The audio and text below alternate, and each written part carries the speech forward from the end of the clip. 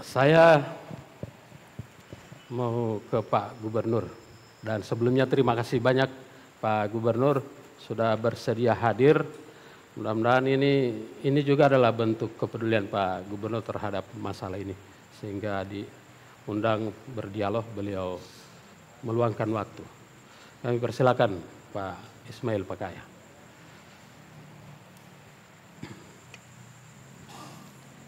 Terima kasih. Assalamualaikum warahmatullahi wabarakatuh. Waalaikumsalam warahmatullahi wabarakatuh. Selamat malam, salam sejahtera bagi kita semua. Terima kasih juga Pak Hadi, Pak Hos malam ini sudah mengundang kami untuk hadir di forum ini. Saya sudah 2 kali dengan ini hadir di sini.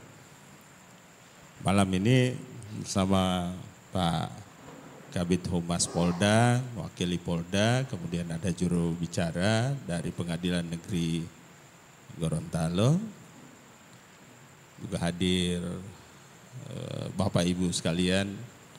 Saya kira satu kesyukuran bagi kita di hari Kamis bertepatan dengan peringatan Maulid Nabi Sallallahu Alaihi Wasallam, kita membicarakan terkait dengan tuntutan ganti rugi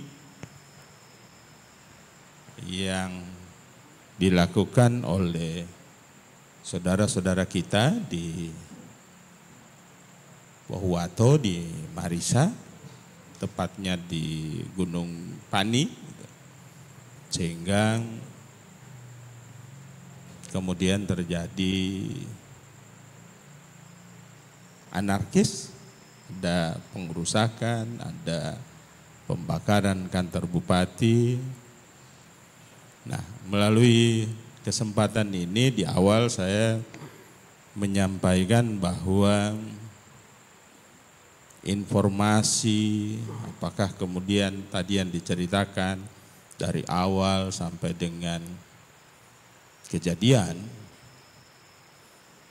saya kira banyak referensi yang bisa kita ambil, kita baca, kita dengar, dan saya kira penting bagi kita semua untuk lebih memahami lebih mendalam terkait dengan masalah di sana. Saya 2012 itu sudah ada di Pohuwato. 2012 sampai 2016 terakhir sebelum pindah ke Jakarta. Sedikitnya juga paham terhadap permasalahan tadi yang diceritakan. Rakyat itu sudah menambang sebelum ada izin. Di tambangnya kapan? Udah jauh sebelum kita berpisah dengan Sulut. Sebelum Kabupaten Gorontalo kemudian dimekarkan Bualemo dimekarkan lagi jadi Pohuwato. Sehingga memang kalau tadi diceritakan setelah itu ada izin baik oleh GSM maupun oleh KUD, itu terjadi setelah kita mekar gitu. Dari Sulut menjadi Provinsi Gorontalo. Saya kira sejarahnya cukup panjang, ceritanya cukup panjang sampai dengan kejadian itu. Saya juga melalui kesempatan di awal ini ingin menyampaikan, karena sudah terjadi aksi yang merusak, membakar, maka kemudian di hari terjadinya aksi itu, saya langsung terjun datang ke Marisa. Tapi tidak lagi bertemu dengan saudara-saudara yang melakukan aksi karena saya tibanya sudah 6:30 malam, jadi setelah maghrib. Itu. Tinggal bertemu dengan teman-teman wartawan, dengan teman-teman aparat yang melakukan penjagaan. Saya kira itu untuk awal Pak Hadi terkait dengan pembicaraan. Mungkin setelah ini ada hal-hal yang lebih kita dalami, tetapi ada perlu catatan gitu. Provinsi saya selaku PJ Gubernur selama ini hanya mendapatkan laporan karena penanganan permasalahan itu ada di Pemkab Pohuwato. Setelah RDP dengan Komisi 2 saya juga mendapatkan laporan. Itu. Kapan saya hadir di sana ya mulai hari Kamis 21 September itu. Setelah kejadian, kemudian saya nginap di sana, ketemu dengan tokoh-tokoh masyarakat di sana. Kemudian juga hari Minggu, setelah itu saya tidur, balik ke Gorontalo. Hari Minggu saya ke sana lagi, ada pertemuan dengan tokoh-tokoh penambang, gitu, perwakilan-perwakilan penambang. Hari Senin saya bersama Forkopimda Provinsi, Forkopimda Kabupaten bersama tokoh masyarakat, tokoh agama, perwakilan penambang itu melakukan rapat. Dan juga setelah itu saya ketemu lagi dengan teman-teman yang mewakili penambang kemarin malam. Jadi Rabu malam. Dan tadi pagi sampai siang saya sudah melakukan pertemuan dengan pihak perusahaan. Jadi ini semua kita jalankan untuk mencari titik temu antara aspirasi yang disuarakan oleh teman saudara-saudara, teman-teman kita penambang, dengan apa yang bisa menjadi solusi dari perusahaan. Saya kira itu dulu Pak Hadi, saya kembalikan. Terima kasih. Ya, ketika kunjungan ke Pohuwato dan ketemu dengan tokoh-tokoh di sana, kira-kira apa permasalahan yang mereka sampaikan? Dari saudara-saudara kita yang melakukan aksi juga menyuarakan tuntutan yang mereka bawa, cuma ada banyak hal. Yang pertama terkait siapa saja yang menerima tali asi, kalau tadi disebut tali asi, atau karena ada proposal itu untuk ganti profesi lah, jadi harus ada yang mengusulkan kios, ada yang mengusulkan macam-macam, sebagaimana aspirasi mereka. Yang jadi persoalan pada saat itu adalah ada sekian banyak 2.135 proposal yang dimasukkan oleh penambang ke sebelum Satgas dan setelah ada Satgas. Jadi totalnya ada 2.135. Kemudian kenapa muncul pertanyaan, kenapa hanya 623 yang akan dibayar? Itu satu.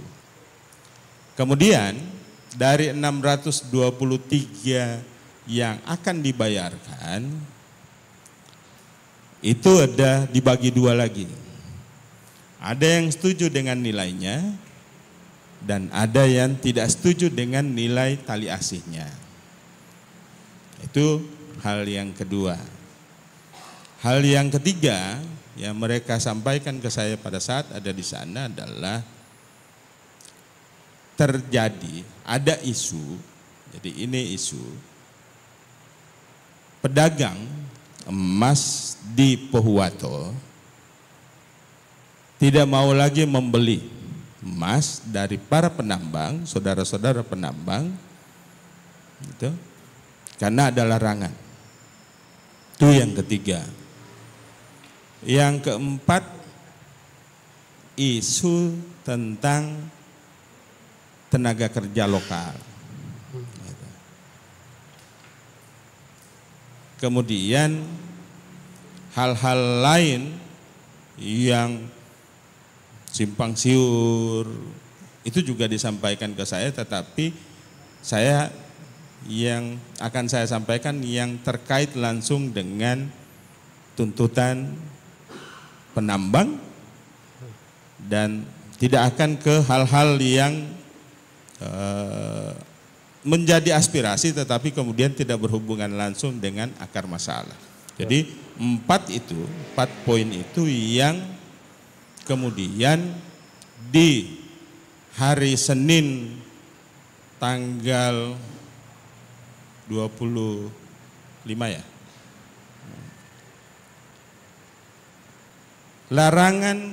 Isu larangan penjualan emas di Pohuwato itu sudah disampaikan langsung oleh Pak Kapolda bahwa itu tidak ada dan silakan para pedagang atau para penambang melakukan jual beli emas. Saya kira itu sudah terklarifikasi dan sekarang tidak ada masalah lagi. Terhadap tuntutan 2.135, kenapa hanya akan dibayarkan 623?